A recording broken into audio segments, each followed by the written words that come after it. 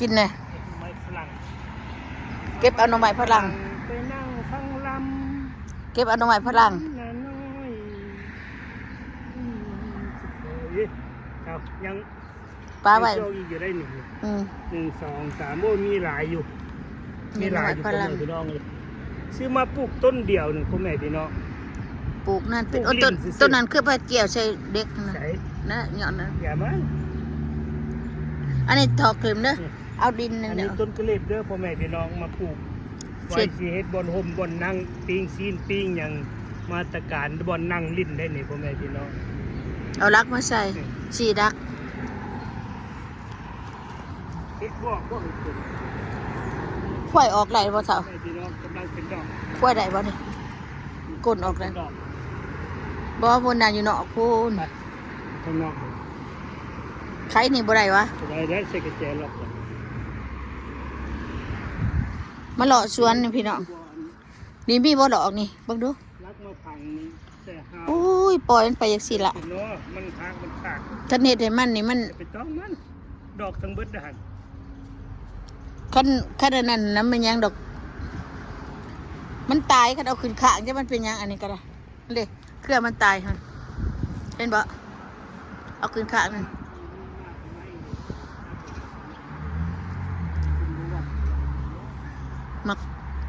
มักพั่มหน่วยมุนๆนั่นนะพ่อแม่พี่น้อยใหญ่ได้อันนี้นะแนวใหญ่เขาขายแพงในเผาช่องดอนปลายคนได้เท้าใส่บัตรถือได้นี่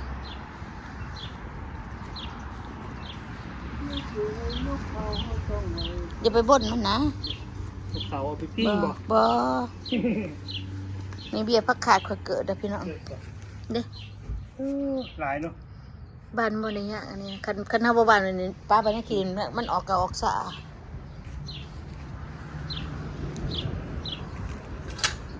ไปหาที่พาน้องมาเบิ่งดอก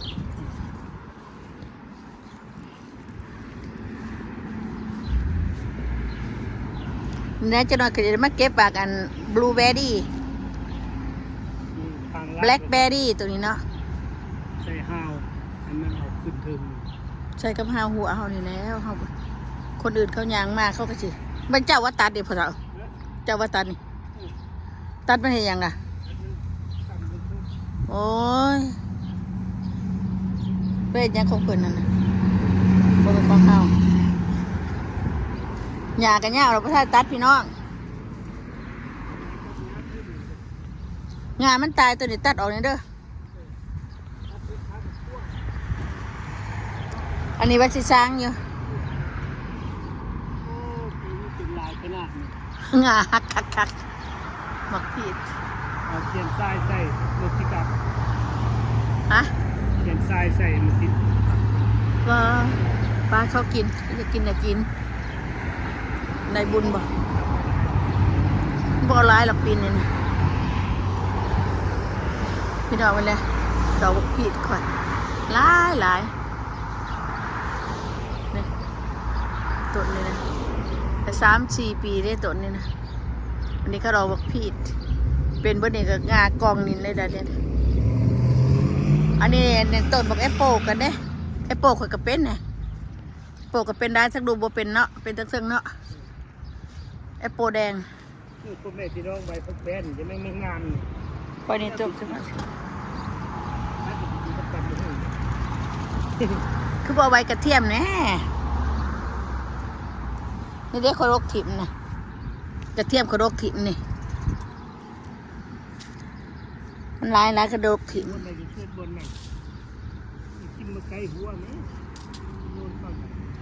นี่สิเอาอันต้นนี้ใหญ่ๆมาปลูกแค่นี้ก็เท่ากระเทียมนะนี่มันงามนะนี่ต้นใหญ่นี่หัวนี่มันเบาๆเลยนี่พี่น้องคนจะมาปลูกก็คนจะออกมาปลูกก็คุดออกมาปลูกนี่มันใหญ่เฮาหญ้าเฮารกปีกายนี่บ่ได้เบิดจะเป็นกึดเดินเบิดเนาะสิขุดเอามาปลูกก่อนปลูกแทนบ่จะใส่หญ้าไว้นี่ต้นนี้ต้นมักพั่มบางเรื่องมักบวบกับบริเก็บเลยโรคเฮียโรคหาแล้วในก็ได้บักพั่มนั้นตายบักพั่มน้อยตายปี ปีนะมันดังเขาสิปลูกก่อนเขาจะเอากระเทียมมาปลูกก็ได้นี่มันหัวใหญ่ปลูกยายฉันนี่ได้เท่าปลูกยายฉันนี่มันหัวใหญ่เนาะบ่งามดอกมันต้นห่างๆครับบ่ปลูกที่ดิแต่เป็นที่นี่มันสิเป็นบ่นี่ต้นมักใหญ่วะโรคหัวมันออกเบิดในนี่ก็สิบ่ให้มีนะโรคหัวมันออก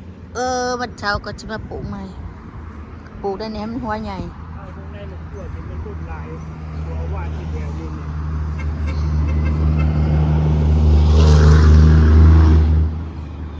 ขวด ฮะอันนี้โอ้ยไปว่าได้คนปลูกถั่วแดงฮะนะหาดช่องคุมอยู่นะไปว่าได้ หัวหวานที่แถว คนปลูกถั่วแดง อันนี้มันออกเองไม่ดอกเขา เนี่ยบ่ได้เอามาเก็บเมียนตรงนู้นเอง บ่ได้เก็บมันดอกมันโดนลบมันเหี่ยเอง สิคิดล้อมในมันเห็นหลายเลยเนี่ย ลายไหนมาแล้วก็มาเลาะสวน กวางถึงดองเข้าได้ถึงยุคเองเลยกระปูดินตอนมันคาเนาะเฮ้ยเนาะเห็นก็ตอนมันคาได้มาเที่ยกับบอลเลย เขาให้เอาซะหมดละกวางเขาก็มันกวางเจ้ากวางเขาบนกวางเฮาดอกอันนี้ดอกสิงโตอันนี้พี่น้องหัวมันนั่นดียังพระเจ้าหัวมันดียังก็ อันนี้พวกเป็นอัมพาตเอาให้ไปต้มกิน เอามาปึก ทั้งหัวทั้งหยังมันตากแห้งต้มกินตั้งดูอะไรดีแกจะแตะจะตากอยู่ หมูนะนึกดิดอกไม้สีเปอร์โปงามบ่พี่น้องงามหมอสีเปอร์โปกับสีเหลืองนี่นำกัน เป็นดอกไม้ได้นี่ บกว้างของพ่อแม่เราก็ได้ปลูกกินก็ได้ปลูกผักปลูกหญ้า หาดอกเด็ดน้ำชวน เบิ้งเลยตีนสิถ่ายไปเห็นบ่สีเหลืองกับสีเปอร์โปงามเนาะเขามักได้เขาจะไปป่าอยู่เราได้ไปเก็บพักกันพักขี้คู่พักขี้กูมาปีกแจวเจ๊น้อยจะได้มาดูแวดีมันมีบ่เฮยหน่วยมันนี่ใช่ละดอกมันนะ นี่แหละ จักสิเป็นอยู่วะ เป็น ต้นเดียวนี่ก็กินบ่เบิดเขาบอกให้ตัดตัวตายในทีมนี่ตัวงาตาย ดอกมัน เอ้าวันนี้ขึ้นเป็นยังไงนี่ตัดงาตายในทีมนี่มันคีนคนอื่น ทางรักสกัดยางสมันเบสุด มันหักบ่เป็นยังหักด่ะจะพังตื่นตีพังตื่นโพด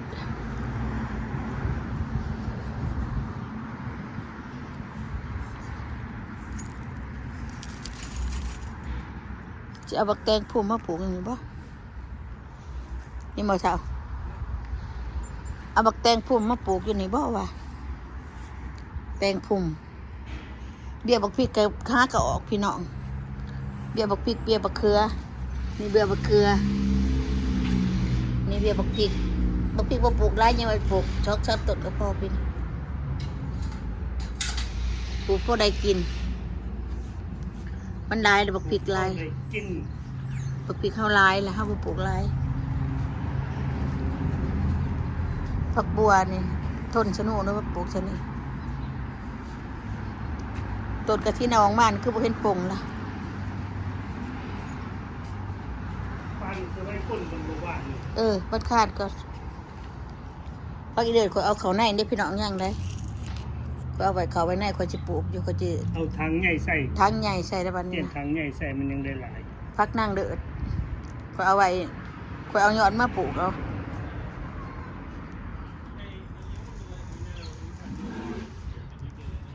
นี่เครือข้าวห่อเพิ่นเอาออกมาตะกี้มันป่งดีจ้ะเอาออกมาโดดอุ่นเอ้ยเพิ่นเอาใบดนเบิดไปนั่นบ่ทันหอนย่ำเอาออกของตาอุ่นเอาหายยันตายสิตายนั่นนะโอเคเอา อยู่ดีมีแห้ง น้ำพุ่นนี่ก็ โอ้โหจังได้ฝนตกแต่คืนนี่ เหลือ เนาะคืนนี้ก็ฝนตกยังไปโหดเป็นหยัง